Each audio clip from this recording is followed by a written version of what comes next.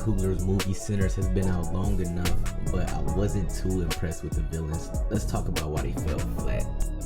So in the movie Sinners, the whole rule that the vampires can't enter unless they're instructed to, that works in theory, but plot-wise, it kind of works against the movie itself. The reason I say that is because it kind of gave the protagonist like a free pass, just stay inside and you're good. You don't even have to come out. The whole saloon basically became a safe zone. There was no looming threat, no pressure, and that's not what you call suspense. That's just what you call a loophole. Like for example, take the scene with Grace yelling for the vampires to come in, and honestly think about it. Why would she do that? Why would she do that if it's vampires outside?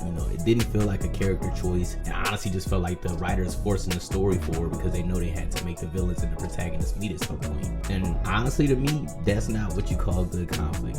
Good conflict should feel earned, not just convenient for the sake of the movie. And going back to it, great villains don't just show up.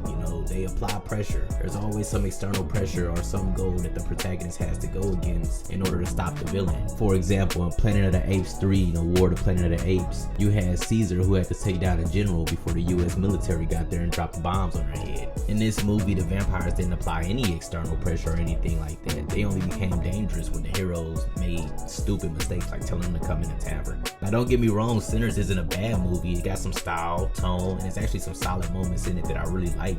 But the villains just didn't push the story forward. They waited for permission. And honestly, when your villains have to wait around, especially in a movie like that, the fear never really gets to set in. But I don't know, that's just my opinion on it. What did you guys think about the movie Sinners?